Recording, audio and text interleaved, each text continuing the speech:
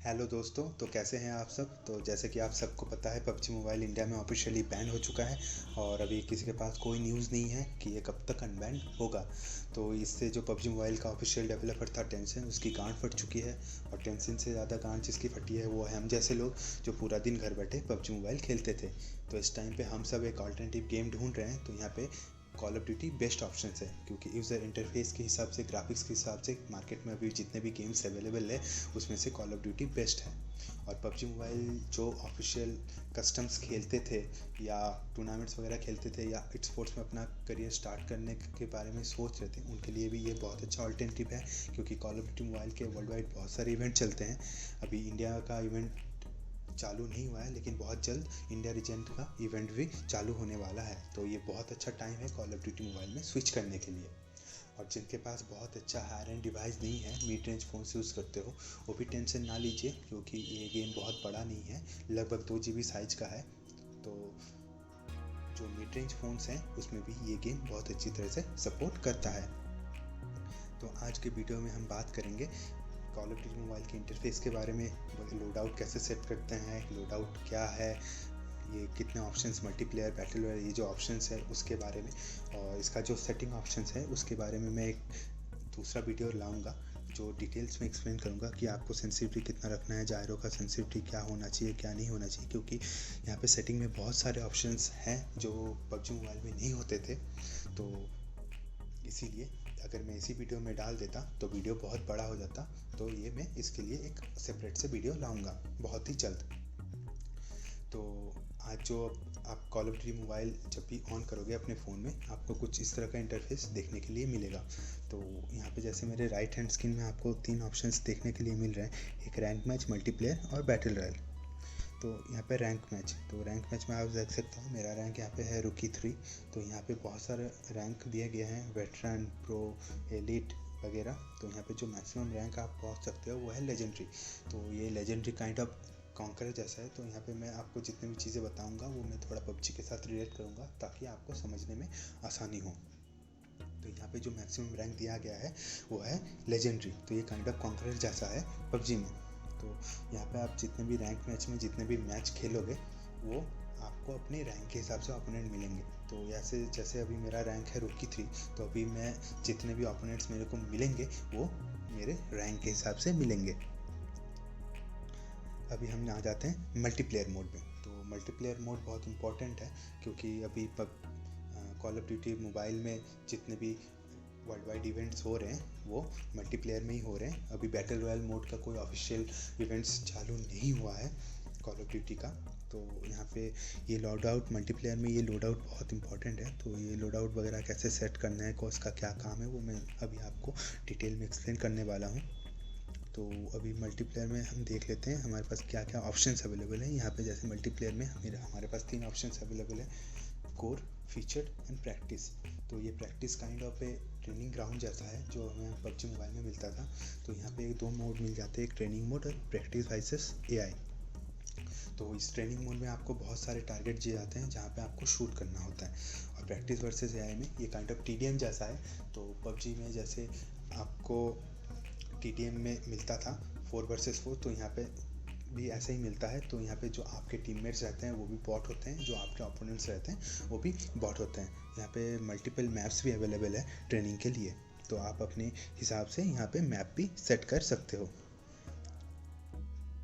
इसके बाद आ जाता है फीचर्ड मोड। तो फीचर मोड इस काइंड पे, जैसे हमें पबजी में लाइब्रेरी वाला इवेंट मिलता था वीकेंड में, तो ऐसे ही ये कुछ स्पेशल मोड्स हैं जो पर्टिकुलर कुछ टाइम के लिए अवेलेबल होते हैं। जैसे ये हम देख सकते हैं यहाँ पे 4 दिन 18 घंटे के लिए ये सारे फीचर्ड मोड अवेलेबल हैं।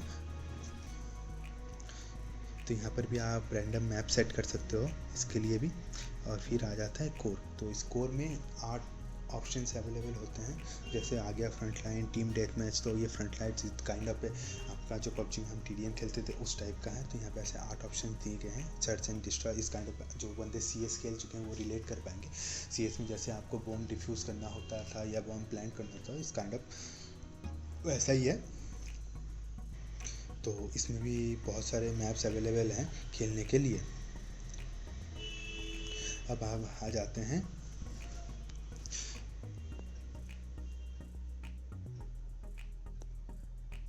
बैटल रॉयल में। तो ये battle royal kind of classic है, जो पबजी मोबाइल में हम क्लासिक मैच खेलते रहते थे।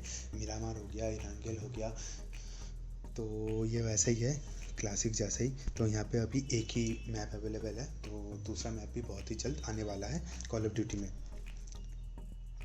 अब हम चलते हैं, ये तो बेसिक सा इंटरफेस हो गया तीनों के, रैंक मैच, मल्टीप्लेयर और बैटल रॉयल। तो अब हम चलते हैं लोड आउट। तो ये लोड आउट बहुत इंपॉर्टेंट है मल्टीप्लेयर के लिए, क्योंकि यहाँ पे आप जो भी लोड आउट सेट करोगे वही आपको मल्टीप्लेयर मैचेस में मिलेंगे। तो यहाँ पे जैसे मैक्सिमम 10 ऑप्शन मिलता है, 10 लोड आउट आप सेट कर सकते हो अपने प्रेफरेंस के हिसाब से। तो ऐसे ही आप बैटल रॉयल में भी कर सकते हो। तो मल्टीप्लेयर में पहले आ जाता है ये प्राइमरी वेपन। तो प्राइमरी वेपन में आप कुछ भी सिलेक्ट कर सकते हो, असॉल्ट हो गया, स्नाइपर हो गया, एलएमजी हो गया, एसएमजी हो गया, शॉटगन हो गया, मार्क्समैन हो गया। तो अगर आप जब भी कोई भी गन सिलेक्ट करते हो, जैसे मैंने यहाँ पे असॉल्ट में किया हुआ है ICR-1, तो ये इक्विप करने के बाद यहाँ पे अगर हम गन्स में जाएंगे तो इसको अपग्रेड कर सकते हैं। तो जैसे हम यहाँ पे बैरल में जाते हैं, यहाँ पे जैसे मेरा एक ही ऑप्शन अवेलेबल है इस टाइम पे, तो आप जब भी गेम में जैसे जैसे आगे प्रोग्रेस करते जाओगे ये सब ऑप्शंस आपका अनलॉक होता जाएगा। तो यहाँ पे आप मैक्सिमम 5 ही अटैचमेंट लगा सकते हो। जैसे इस टाइम पे मेरे ऑलरेडी 5 अटैचमेंट इसमें है लगे हुए हैं। तो अगर मैं कुछ एक्स्ट्रा लगाना चाहूँगा, जैसे यहाँ पे अगर मैं लेजर लगाना इक्विप करना चाहता हूँ, यहाँ पे वो मेरे को ऑप्शन दिखाएगा कि इसमें से मैं कौन सा ऑप्शंस रिप्लेस करना चाहता हूँ। तो जैसे मैंने अगर एक्सटेंडेड मैग का ऑप्शन रिप्लेस किया तो ये हो गया रिप्लेस। तो ऐसे ही यहाँ पे जितने भी गन्स अवेलेबल है आप सबको अपग्रेड कर सकते हो अपने प्रेफरेंस के हिसाब से।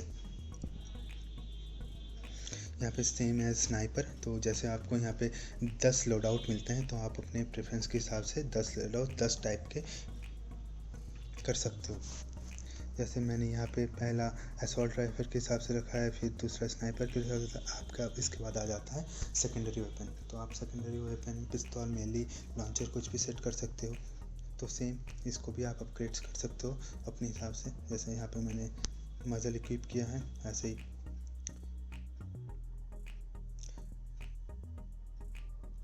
फिर आ जाता है आपका ये स्पेशल ऑप्शन। ये बेसिकली कैरेक्टर है, आप इसको कस्टमाइज वगैरह कर सकते हो, कुछ भी कैरेक्टर यहाँ पे 3 सेट कर सकते हो। इसके बाद आ जाता है ये operator skill.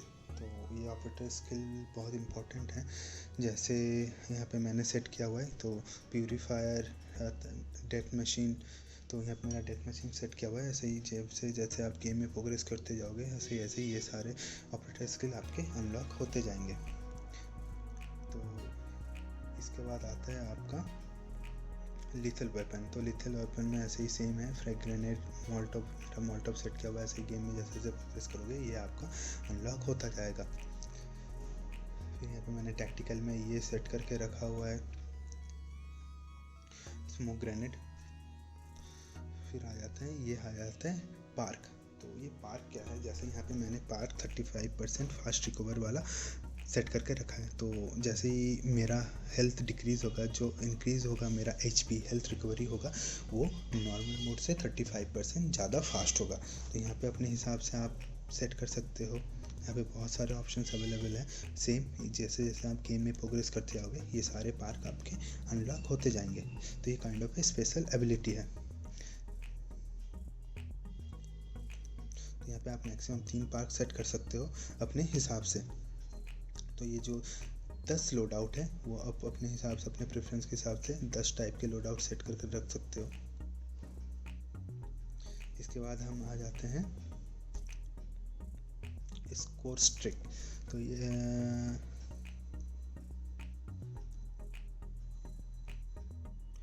Score streak basically क्या है, जैसे मैंने यहाँ पे शील्ड टरेट सेट करके रखा है। तो यहाँ पे शील्ड टरेट के बगल में आप देख सकते हो 300 पॉइंट्स।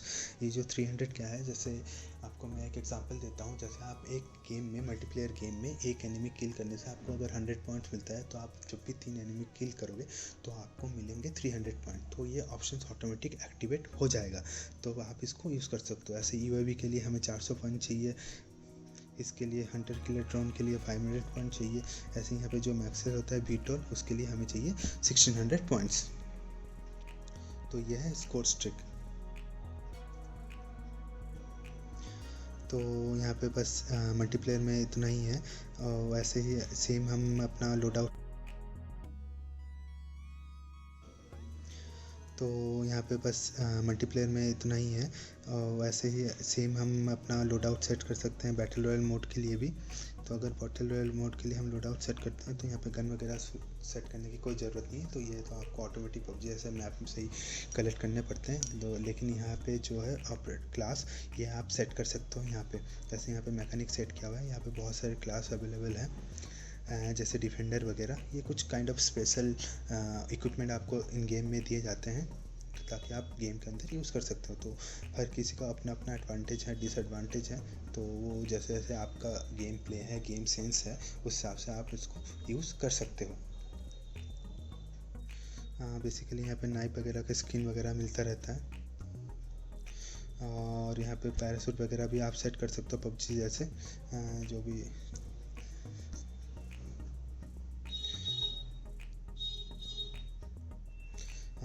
बाकी और कुछ है नहीं खास बताने के लिए। तो जो अभी दूसरा वीडियो मैं लाने वाला हूँ वो पूरा सेटिंग के ऊपर लाने वाला हूँ कि आपको सेटिंग में कौन सा ऑप्शन, क्योंकि यहाँ पे बहुत सारे ऑप्शंस अवेलेबल हैं।